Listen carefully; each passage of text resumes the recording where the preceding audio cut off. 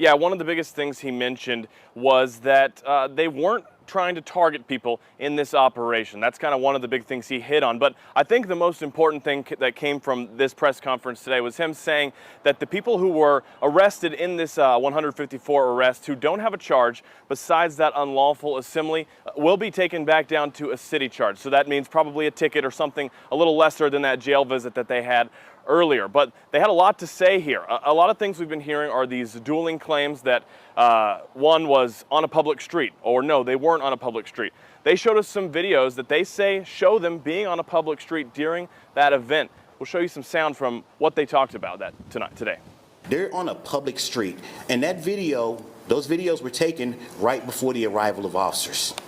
So there's been statements that none of these things happened on public streets, it was on private property. I can tell you that we were alerted to this event mainly because there was community concern about this type of activity happening in that area.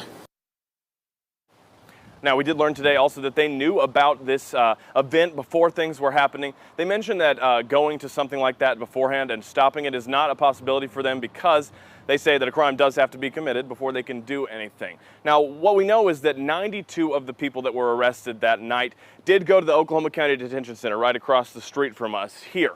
A lot of them are gearing up to fight that claim. Now, we know that they're going to downgrade some of those charges for them, but today they talked to us and say that this is unfair practices, the fact that all of them had to go to jail.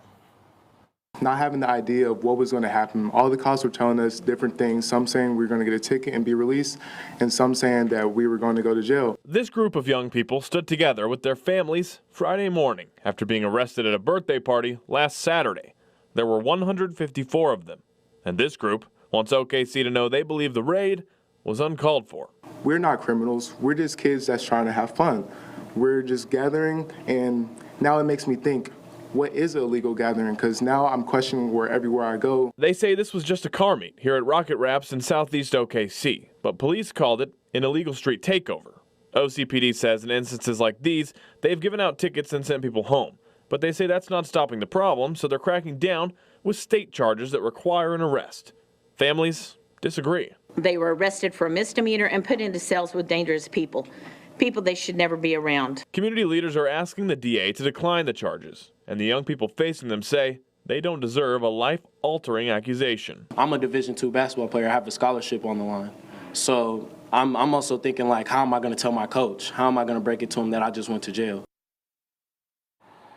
Now, there was also mention at this press conference about narcotics, guns, stolen cars found here. They said they're still working on this. This is an investigation, so there could be charges coming down when it comes to that as well. We'll reach out to the DA's office to confirm what he said, but they said that they were in conjunction on this, that those charges will go down to city charges, but we'll bring you the latest when we can. In Oklahoma City, Colby Terrell, KOCO 5 News.